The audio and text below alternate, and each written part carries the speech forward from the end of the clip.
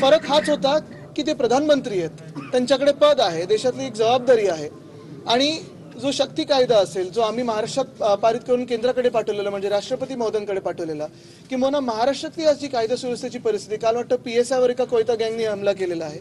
मग सत्ता कोणाची आहे महाराष्ट्रात? हे 2.5 वर्षाच्या काळात आमच्या काळात कधी घडलं नाही ते ह्या 2 वर्षात जेवढं घडायला लागलेलं आहे. पोलिसांवर हल्ले चालू झालेले आहेत, महिलांवर अत्याचार वाढायला लागलेले आहेत. आपण पाहिलं असेल जे बदलापूरची ही घटना होती, वामन म्हात्रे कोण आहेत? त्यांना का अजून पक्षातून काढलं नाहीये? त्यांनी तर एका पत्रकाराला विचारलेलं आहे की तुझ्यावर रेप झाल्यासारखं तू का विचारतोय आम्हाला? तसंच किसन काथोरेंवर का कारवाई झाली नाहीये? तसंच घटनाबाह्य मुख्यमंत्री त्यांनी पण हेच विचारलं की हे सगळं राजकीय होतं.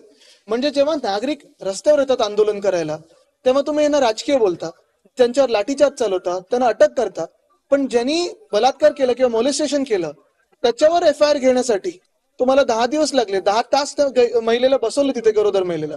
आम्ही त्या विरोधात आंदोलन करतोय. बरं, परवाचा पण जो बंद होता तो राजकीय नव्हता.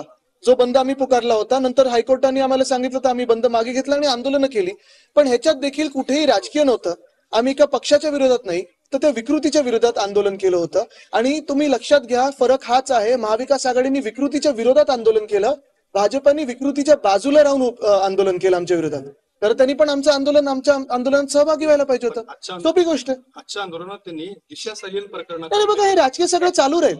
आणि मला वाटतं काय की ज्यांना ते घाबरतात त्यांची बदनामी असेल, त्यांना धमकवण्याचा प्रयत्न असेल, हे गेल्या अनेक राज्यांमध्ये गेल्या काही दिवसांमध्ये आम्ही पाहतो. बदलापूर